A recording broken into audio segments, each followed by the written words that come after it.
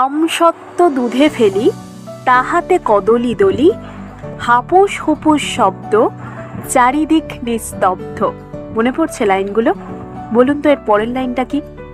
ভাবছেন রান্না করতে এসে হঠাৎ করে মেয়েটা কবিতা বলতে শুরু করলো কেন? আরে মশাই, কবিতা যদি শুনতেই হয় বা বলতেই হয় তাহলে স্মৃতির হেসেলে বলবো কেন? আমার আরও একটি অডিও চ্যানেল রয়েছে, নাম সাহিত্য শ্রবণে। সেই চ্যানেলে বলবো, সেই চ্যানেলে আপনারাও ভিজিট করুন, শুনুন কবিতাগুলো কেমন লাগছে। শুধু কবিতাই বলি না, ওখানে কিন্তু আমি গল্পও বলে থাকি।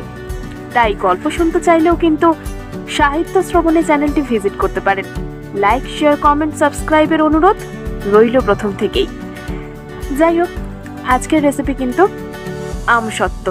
খুব সহজে বাড়িতে কিভাবে আমসত্ত্ব তৈরি করে ফেলতে পারবেন তাই কিন্তু আজকে আমি শেখাবো। আগেকার দিনে তো এত বাজার চলতি রেডিমেড আমসত্ত্বের প্রচলন ছিল না। ঠাম্মা দিম্মারা কিন্তু বাড়িতেই আমসত্ত্ব পাততেন বা রোদে শুকোতে দিতেন। আর ছোটবেলায় তো আমি বহুবার আমসত্ত্ব চুরি করে খেয়েছি। সেই গল্প আপনাদের সাথে শেয়ার করব, তবে আজ না। যেদিন আপনাদের সাথে স্মৃতির হেসেলের গোটা টিমের একসাথে মুখোমুখি বসে আড্ডা হবে, সেদিন কিন্তু এই সমস্ত মজার মজার গল্প শুনবো এবং শেয়ার করব। আজ চলে যাচ্ছি সরাসরি রান্নাঘরে, কিন্তু যেতে যেতে welcome back to our channel স্মৃতির হেসেল। শুরু করছি নতুন একটি পর্ব, নতুন একটি রেসিপি শুধুমাত্র আপনাদের জন্য। চলুন শুরু করে দেওয়া যাক প্রিপারেশন। প্রথমেই 3টে পাকা আম নিয়েছি, তারপর ধুয়ে নিয়েছি এবং কেটে নিচ্ছি। এরপর নিয়েছি একটি মিক্সার জার, তার মধ্যে দিয়ে দিলাম পাকা আমের হলুদ অংশটি, যা দিয়ে ম্যাঙ্গো পাল্প বানানো হবে। স্মুথ একটা ম্যাঙ্গো পাল্প রেডি হয়ে গেছে।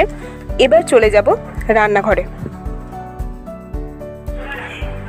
এরপর ইন্ডাকশন অন করে দিয়েছি, বসিয়ে দিয়েছি কড়াই, আর কড়াইয়ের মধ্যে দিয়ে দিয়েছি ম্যাঙ্গো পাল্প। তারপর নাড়িয়ে চাড়িয়ে ভালোভাবে একটু ঘন করে নিচ্ছি। মোটামুটি 10 থেকে 15 মিনিট একটু ঘন করে নেব। 10-15 মিনিট ফুটে যাবার পরই আমের রং অনেকটা পরিবর্তন ঘটে যাবে। তখন তার মধ্যে দিয়ে দিতে হবে স্বাদ অনুযায়ী চিনি। আমি এখানে 250 গ্রাম চিনি ব্যবহার করেছি, যদিও আমের মিষ্টতার উপরে চিনির ব্যবহার নির্ভর করবে। চিনি দেবার পরই জল ছাড়তে শুরু করবে। জল যতক্ষণ না শুকাবে ততক্ষণ নাড়িয়ে চাড়িয়ে আমের পাক তৈরি করে নিতে হবে। 10-15 মিনিট ফোটানোর পরই আম এবং চিনির মিশ্রণ ঘন হয়ে যাবে। এবার দ্রুত ফ্লেম বন্ধ করে দিন। মিশ্রণটি 1 তারি 2 তারি হওয়ার কোনো প্রয়োজন নেই। একটু ঘন হয়ে গেলেই আমসত্ত্ব তৈরি করার জন্য একদম পারফেক্ট মিশ্রণ রেডি হয়ে যাবে। এরপর একটি স্টিলের থালা নিন, আর তার মধ্যে ভালোভাবে সরষের তেল লাগিয়ে নিন। এরপর থালার মধ্যে অল্প অল্প করে মিশ্রণটি ঢেলে দিন এবং পাতলা করে চারিদিকে ছড়িয়ে দিন।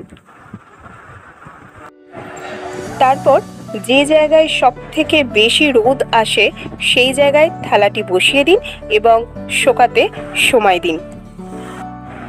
এই গ্রীষ্মের রোদে মোটামুটি 10 থেকে 12 ঘন্টা রেখে দিলেই একদম পারফেক্টলি আমসত্ত্ব শুকিয়ে যাবে।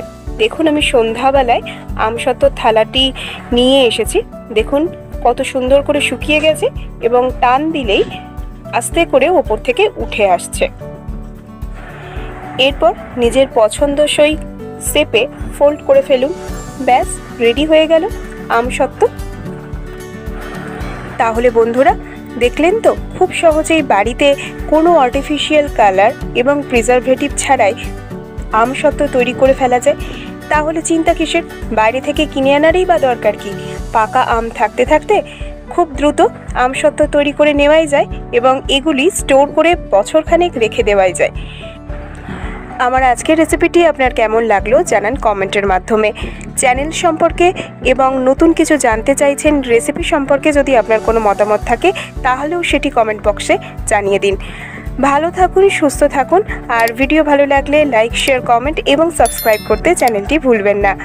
ফিরে আসবো নতুন কোনো ভিডিও নিয়ে। এতক্ষণ ধরে আমার ভিডিওটি দেখার জন্য অসংখ্য ধন্যবাদ।